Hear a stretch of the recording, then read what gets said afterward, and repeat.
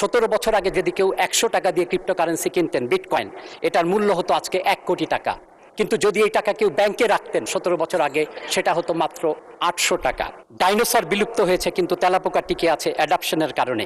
একসময় মানুষ পণ্য বিনিময় করত বাজারে যেয়ে, তারপরে আসলো মূল্যবান ধাতু, তারপরে কাগজের টাকা, তারপরে প্লাস্টিক মানি, এখন ক্রিপ্টোকারেন্সি, ডিজিটাল মানি।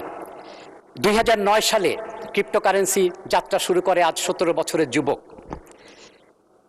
প্রতিদিন 24 ঘন্টায় সারা দুনিয়ায় আমাদের দেশে 3 বছরের বাজেটের সমান টাকা লেনদেন হয়ে থাকে। ইউরোপ, আমেরিকা, অস্ট্রেলিয়া, দুনিয়ার সমস্ত উন্নত দেশে এবং উন্নয়নশীল দেশে, এখানে দুনিয়ার বড় বড় স্টক এক্সচেঞ্জে, নিউ ইয়র্ক, টোকিও, সমস্ত জায়গায়, লন্ডন, ফ্রান্স, প্যারিসে কিন্তু এখানে আইনসম্মতভাবে ক্রিপ্টোকারেন্সির লেনদেন হচ্ছে।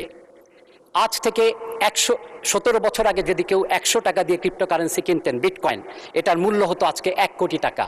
কিন্তু যদি এই টাকা কেউ ব্যাংকে রাখতেন 17 বছর আগে, সেটা হতো মাত্র 800 টাকা। ডাইনোসর বিলুপ্ত হয়েছে কিন্তু তেলাপোকা টিকে আছে অ্যাডাপশনের কারণে। কিউবা সহ দুনিয়ার 3টা দেশে মানুষ বাজারে যেয়ে, মুদির দোকানে যেয়ে তারা ক্রিপ্টোকারেন্সি দিয়ে কেনাবেচা করতে পারে। দুনিয়ার বহু দেশের পার্লামেন্টে এখন আলোচনা হচ্ছে যে ক্রিপ্টোকারেন্সিকে ঠিক এই মর্যাদা দেয়ার।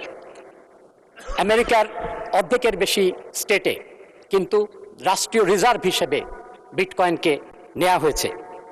এখানে রাজস্ব আয়ের উৎস হতে পারে, কারণ ক্রিপ্টোকারেন্সিতে ফাঁকি দেওয়ার কোনো কায়দা নেই। কিন্তু আমরা এখনো এখানে যাত্রা শুরু করতে পারি নাই। ক্রিপ্টোকারেন্সি যদি একটা সোনার বার হয়, তাহলে ব্লক চেন টেকনোলজি হয়েছে সেই সোনার খনি। আজকে সেই কথা বলার সুযোগ আমার নেই। তাই আমি অনুরোধ করব, অর্থ, আইন এবং বাণিজ্য মন্ত্রণালয় নিয়ে অনতিবিলম্বে একটি কমিটি গঠন করে যথাশীঘ্র মহান সংসদে একটি রিপোর্ট পেশ করা হোক, এবং আমার বিশ্বাস সেই রিপোর্ট এটার পক্ষেই কথা বলবে, এবং আমরা 17 বছর পেছনে আছি কিন্তু আমরা আমাদের যাত্রা শুরু করতে পারবো, এই আশা করে আমি শেষ করছি। ধন্যবাদ আপনাকে মাননীয় স্পিকার।